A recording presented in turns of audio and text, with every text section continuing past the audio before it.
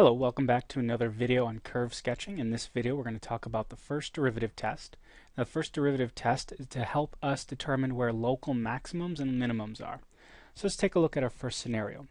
We have this point right here, which we know is a local min, and we know that because the function's going down, and then after that point it's going up. So this would be our local minimum, our critical value, and then we're going to go up here. So we can label it like this. So we know again it's a minimum because we go down and then we go up. So what we're going to do is create a table that you're going to use to help figure this out based on the slopes. So for us, we have our critical value C.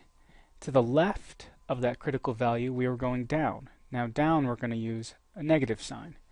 And over here, when we're to the right of the critical value and it's positive, then we have the scenario that we just drew up there. And that's going to be a local minimum. Alright, let's take a look at another scenario. In this scenario, we have our critical value right here because that's where we have a slope of 0. Our function is going up. Alright, and then after the critical value, it's again going up. So what's happening at this point is nothing. Right, you go up, flatten out, and you go back up again. So in terms of whether it's a local max or min, nothing happened. So if we go positive, critical value, and then stay positive, then nothing. Okay, let's keep going. We have this one. Here's our critical value right here. Notice that we are going up and then we are going down. Alright, and that would be a local maximum. So at our critical value, critical point, we are positive on the left-hand side, right, because up means positive, and then down means negative. So we're down, and that's going to give us a local max. In our fourth scenario, our function's going down, hits a critical value or critical point. Now notice that at this critical point, it actually has that vertical tangent line. It doesn't mean it has to have a slope of 0. Remember, critical values occur when the derivative equals 0 or when the derivative does not exist. This would be an example of that. But anyways, we're going down. Oops, down, and then we're going down again. So that means we have a negative for the first derivative and again another negative. So it'd be negative, hit your critical point, and then we're negative again, and that's nothing. Okay, this right here, this table is that first derivative test. So based off of these four scenarios, if you get any one of these, then you can determine whether it is a local max or min.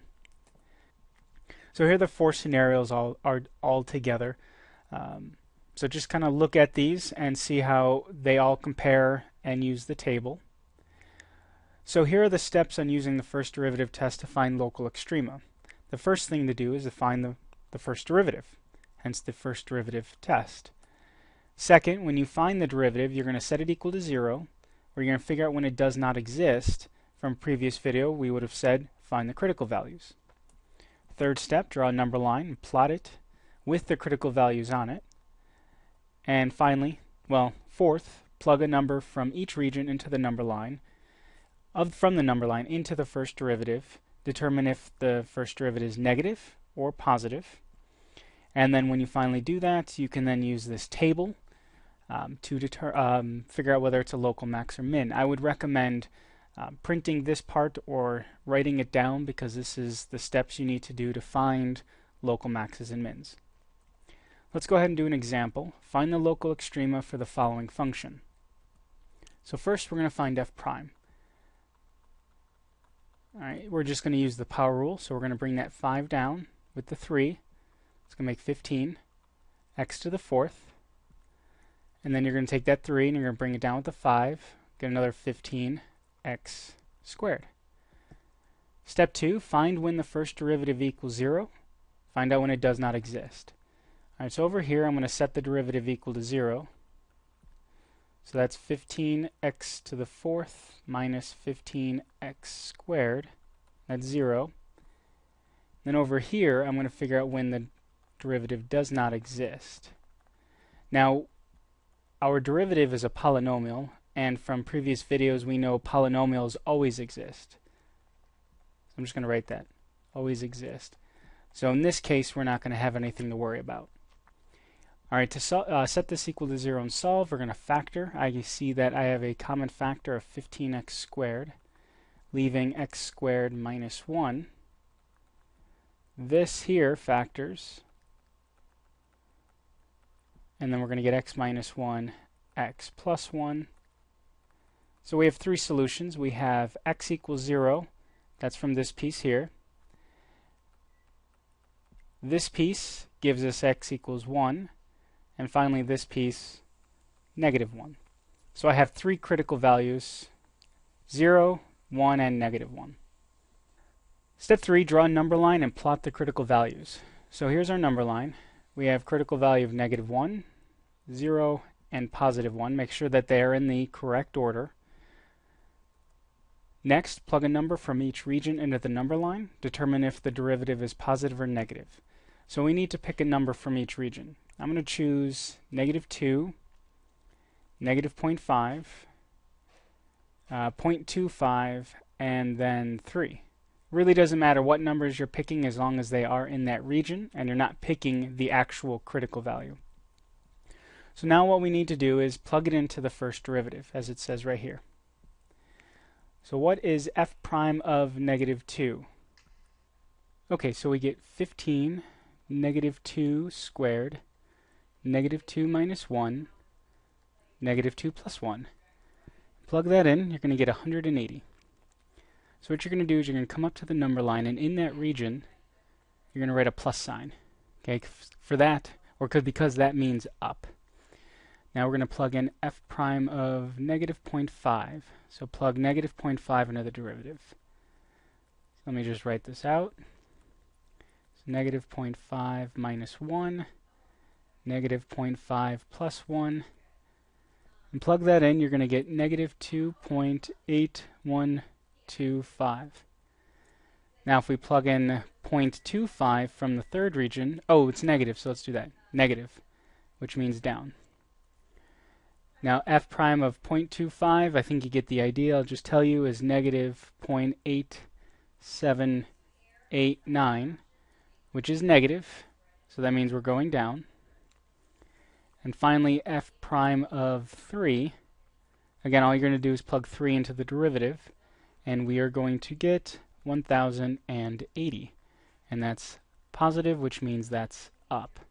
So now that I have all this information, which I wrote again right here, so up, down, down, and up, we're going to take a look at the table and see where we are. So the first derivative, this critical value, negative 1, where are we at? We are right here. So we are positive, we hit the critical value, and then we're going negative, so that's a local min. Or sorry, local max. Here we're down, and then we're down again, so that puts us in this category, which means nothing's happening. And finally, at this critical value, we're going down and then up. So that would be in this first scenario, when we're down and then we're up, local minimum. Okay, so let me graph this, but just to give you an idea, we can do a great deal with just knowing the slopes here. So I know that my function is going to be positive, it's going to reach its peak, and then it's going to go down. When it hits 0, it flattens out because we know that it's a critical value and it equals 0, the derivative equals 0. And then it goes down again. And then when it hits 1, it turns around and comes back up. And so it's going to look something like this. And I'm actually going to go ahead and graph it, or just show you the graph of it right now, just to show you how it all matches up. So here's negative 1, 0, and 1. All right, all the way up to negative 1, we are going up. Then between negative 1 and 0, we are going down, as it says right here. And then from 0 to 1, we're down. And finally, after 1, we go back up again. So you can see we actually get quite a bit of information from this number line right here. And so that is the first derivative test. I would, again, recommend going back to that part where I list off all the steps which is right here, and write down these steps because that's all you need. And as long as you follow them and really make sure that you're plugging the critical values into the first derivative, if you do it correctly, you shouldn't have any problem figuring out what the local maxes and mins are.